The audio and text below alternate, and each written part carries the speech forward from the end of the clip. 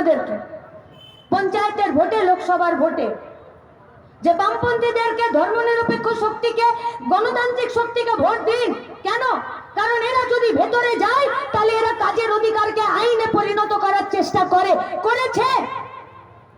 61টা লাল ঝান্ডার MP গায়ের 100 দিনের কাজের গ্রামীণ রোজগার যোজনাকে আইনে পরিণত করার দিকে নিয়ে গেছে। আজকে 4-এর ফর্ম ফিল আপ করুন, নির্দিষ্ট সময়ে কাজ যদি না দিতে পারে তাকে পেনাল্টি দিতে হবে, হয় কাজ দিতে হবে, নইলে আধা দিনের পয়সা দিতে হবে। এটা ভালো কাজ ছিল না?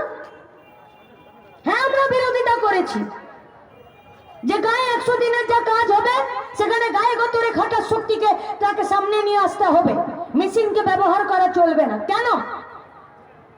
কারণ আমরা যারা গায়ে গতরে খাটতে চাইছি, মেশিন যদি আমাদেরকে রিপ্লেস করে তাহলে আমাদের কাজের জায়গাটা কমে যাবে। কিন্তু বিজ্ঞানের অগ্রগতিকে, মেশিনের অগ্রগতিকে, আর্টিফিশিয়াল ইন্টেলিজেন্সের অগ্রগতিকে আমরা আটকে দিতে পারবো না? পারবো না। তাহলে কি সেটাকে বয়কট করব? না, বয়কট করব না। তাহলে কি করতে চাইছি? তাহলে প্যারালালি বিজ্ঞানের অগ্রগতিতে, প্রযুক্তির অগ্রগতিতে, মেশিনের অগ্রগতিতে, আর্টিফিশিয়াল ইন্টেলিজেন্সের অগ্রগতিতে তুমি আমাকে তৈরি করে দাও, আমাকে স্কুলে ভর্তি করো, আমাকে কাজ শেখাও। আমি যাতে এই প্রজন্মের সাথে, এই বিজ্ঞানের সাথে, এই প্রযুক্তির সাথে, এই মেশিনের সাথে আমি যাতে পাল্লা দিয়ে কাজ করতে পারি, আমাকে তৈরি করে দাও। সরকার করছে? সরকারি স্কুল বন্ধ।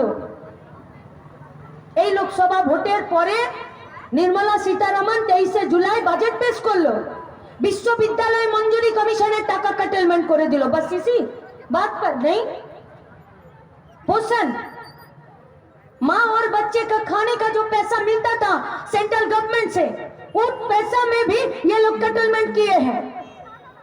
আমরা যে লেখাপড়া শেখার জন্য কাজ যে টাকা বরাদ্দ করা, সেই টাকাতে বরাদ্দ কমিয়েছে।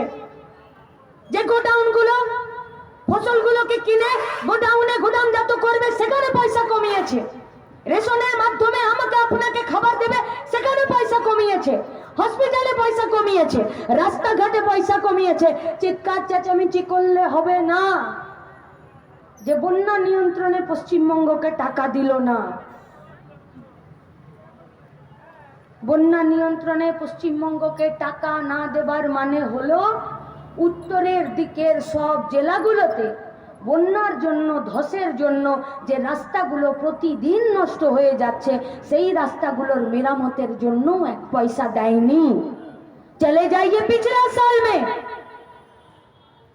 যখন পশ্চিমবঙ্গের বিধানসভাতে মমতা ব্যানার্জি বসেছিলেন হাতের উপর হাত দিয়ে, আর পাশে চন্দ্রিমা ভট্টাচার্য বাজেট